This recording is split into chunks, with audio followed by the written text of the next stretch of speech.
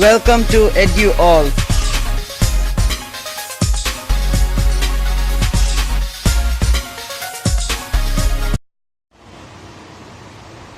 Hello everyone, welcome to Edu All. I am Animesh, your friend and your mentor. And today we are going to see the very first chapter of mathematics of ICSE syllabus of standard 8. And that chapter is, my friends, rational and irrational numbers. It is a very interesting chapter. So before starting, I would like to tell you all that if you want to stay tuned with further information regarding all the subjects of ICSE and CBSE syllabus of standard 8 and 9, so please subscribe my channel because that will be very beneficial for you only. So let us start, my friends.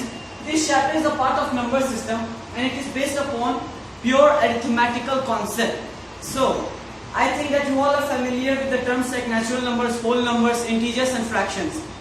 Let us recall them once. Natural numbers are the counting numbers starting from 1 and going to infinity. Whole numbers are also the natural numbers, but the difference is that they include 0 in them. Integers, these are the set of positive numbers, negative numbers and 0. And fractions, these are the any numbers which can be written in the form of A by B. So now let's start the chapter. First, look at the rational numbers. What are they? Rational number is any number that can be written in the form of P by Q. And there is a condition, my friends, where Q is not equal to 0. Now, what does this mean, my friends? That rational number is any number. कोई भी number ले लीजिए आप. It is any number which can be written in the form of P by Q. You can take here as A by B, C by D, Z by A, anything. It depends upon your wish. But there is a condition that the lower part or the denominator should not be equal to 0. We all know that this is the numerator and this is the denominator. To check whether a given number is rational or not, just we have to forget about the numerator and just we have to consider the denominator, whether it is 0 or not. If it is 0, the given number is not a rational number, and if it is not 0, that particular number will be a rational one. No matter either the denominator is positive or negative, it doesn't matter, but it should not be equal to 0 to be rational. Now, let's take some examples for better concept. Suppose 1 by 2, 2 by minus 3, minus 3 by 2, 0 by 1.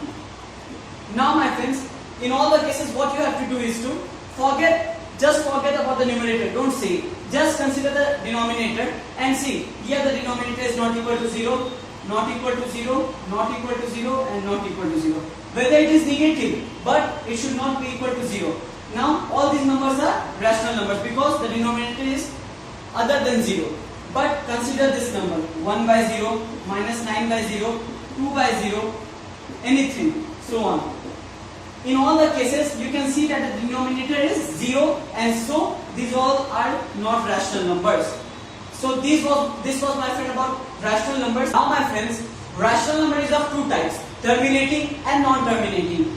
Now what is terminating? First, non-terminating decimals are also known as recurring decimals. It can be stated as terminating rational numbers or terminating decimals, and this can be stated as non-terminating rational numbers or non-terminating decimals.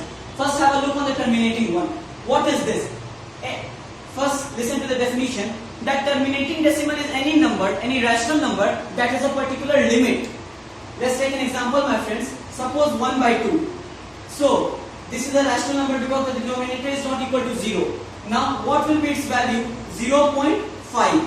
Now we know that the answer cannot be extended beyond this. We can add as much of 0 as we want, but it is of no need. So, it has a limit. The answer ends here. After the decimal, we have a finite number of digits, only 1.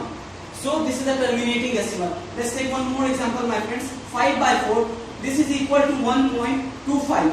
Now, after the decimal, you see that after 25, we cannot add any digit because this is the only end.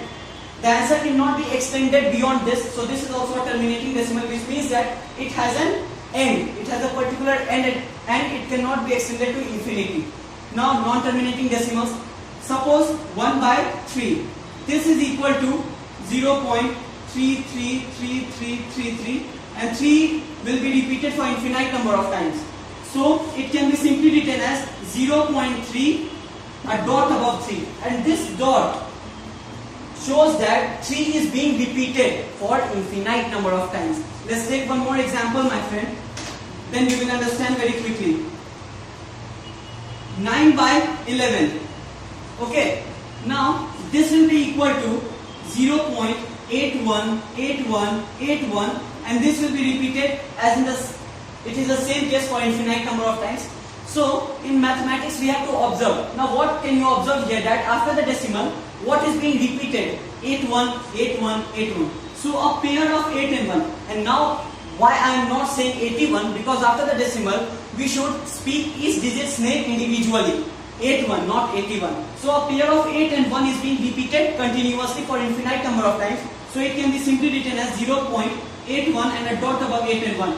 And this dot represents that 81 is being repeated for infinite number of times. It's very simple, my friends. So this is the only thing, and we can also use here a bar. This also represents the same thing, that it is being repeated for infinite number of times, and we can use this bar only when after the decimal there is more than one digit. Now I think that your concept about rational number is clear. We will move more further and we will know more about rational numbers in the next module. Till then, thank you and take care.